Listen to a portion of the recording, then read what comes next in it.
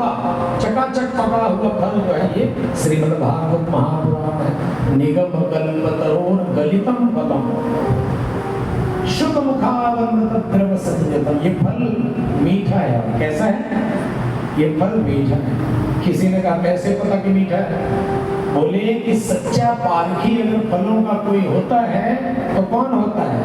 तोता। कौन होता है? तोता उसी फल में चोंच मारता है जो फल मीठा हो, अथवा तोता जिस फल में चोंच मार दे समझ लेना पक्का मीठा है। तो इस निगम रूपी कल्प वृक्ष के फल में भी तोते ने चोंच मार दी। कौन से तोते ने? शुकमुखादमृतद्रव संयुतम। श्री सुखदेव जी भगवान ने अपना दिव्य मुख लगा दिया है, इसलिए ये मीठा फल है। तो कहा कि क्या करें इस फल को? तो वेदव्यास जी कहते हैं इस फल को पियो। कहा जय हो महाराज, अरे फल भी कभी पिया जाता है? अरे फल को चूसा जाता है, खाया जाता है, पिया थोड़ी जाता है। तो कहा कि देखो चूसने की बात और खाने की बात तब आती है जब उसमें छिलका और गुठली हो। तो कहा कि क्या आपके इस भागवत रूपी फल में छिलका गुठली नहीं? बोले ना। तो बोले क्या है? कहे अमृतम द्रव संयुतम अमृतम परमानंदम स्वदेव एव रसः। इस श्रीमद् भागवत महापुराण में न छिलका है न गुठली है, अमृतम द्रव संयुतम, अमृत ही अमृत भरा पड़ा है, कोई छिलका गुठली नहीं है, इसलिए इसको पियो। कहे कब तक पिए? कहे आलयम पिबत, जब तक खुद भी रस न बन जाए तब तक पीते।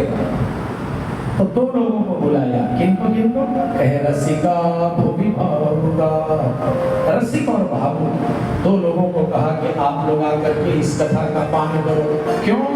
ऐसे लोगों को बुलाया कि जो कथा के पिपासु हैं, प्यासे। अच्छा गर्मी का दिन है भी, अगर कोई बहुत ज्यादा प्यासा हो और आप अगर उसको एक बोतल में पानी पिला दो या मटके में एक गिलास पानी पिला दो और वो कहे वाह भैया आनंद आ गया, बहुत बहुत धन्यवाद, तो ऐसा लगता है कि हमने बहुत बड़ा पुण्य किया है। क्यों? एक प्यासे व्यक्ति का प्यास बुझाया।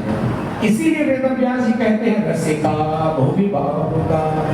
जो लोग ढूंढते हैं कि तब हमें कहाँ हमें भागवत की कथा प्राप्त हो सुनने को, ऐसे लोगों को जो है वेदव्यास जी बुलाते हैं, आओ आओ तुम लोग आकर के पियो।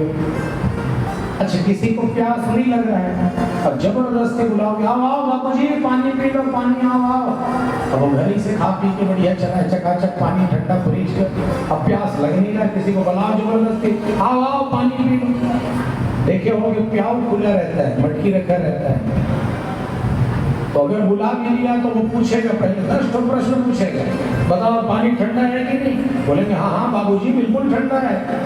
अच्छा एक बात बताओ ज्यादा ठंडा तो नहीं है, गला तो नहीं बैठेगा? अरे भाई ज्यादा ठंडा नहीं है, बिल्कुल बराबर है। तो बताओ छान के भरे हो कि नहीं? हाँ हाँ बाबूजी छान के भरे, आप पियो तो पानी। क्या बताओ कुएं का है कि नदी तालाब का है कि बोर का है कि फिल्टर वाला है? पूछेंगे कि नहीं? नहीं नहीं बिल्कुल शुद्ध जल है, कुएं का जल है, आप पियो तो 50 प्रश्न करेगा लेकिन पानी नहीं पिएगा। क्यों? क्योंकि उसको प्यास नहीं लगी। और जिस व्यक्ति को प्यास लगी हो वो व्यक्ति ये नहीं पूछेगा कि ये पानी साफ है कि नहीं, छान के भरा कि मान के भरा, तुरंत उसको सिर्फ पानी चाहिए। इसलिए मेरे प्यारे श्रोताओं, वेदव्यास जी महाराज जी ने केवल रसिक और भावुक लोगों को ही बुलाया और कहा आप लोग पियोगे तो मुझे भी तृप्ति होगी कि मैंने एक पिपासु की प्यास बुझा दी। आज 88,000 महात्मा नैमिषारण्य की पावन भूमि में बैठे हैं। ये नैमिषारण्य पवित्र भूमि है। क्यों? क्योंकि जितने भी 88,000 महात्मा सब गए ब्रह्मा जी के पास, उनसे कहा महाराज हम सत्संग करना चाहते हैं, कोई ऐसे भूमि का हमें बता दें जहां पर हम बैठ करके हजारों वर्षों तक दिव्य सत्संग का आनंद ले सकें। उन्होंने कहा एक भेजा, चक्र भेजा, कहा कि ये चक्र जहां पर जाकर के गिर जाए, शांत हो जाए, समझ लेना कि वही स्थान पवित्र भूमि है। और वो चक्र जाता गया, घूमता गया और जाकर के उसी स्थान पर गिर गया।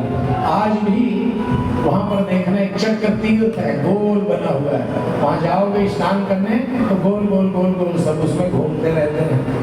भैया वही चक्र तीर्थ है, वही भेजा चक्र है जा करके जहाँ ब्रह्मा जी का शांत हो गया। क्योंकि कथा के लिए स्थान का भी बड़ा महत्व है मेरे प्यारे श्रोताओं।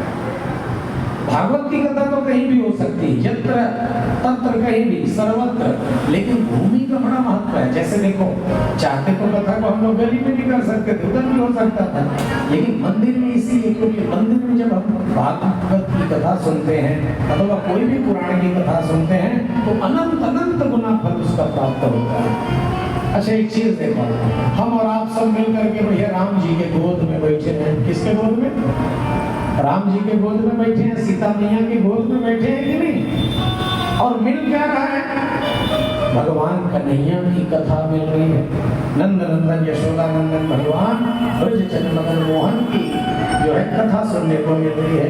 तो देखो तन पवित्र हो गया यहाँ भगवान की गोद में बैठ करके, और मन पवित्र हो जाता है श्रीमद् भागवत महापुराण की कथा सुनने से।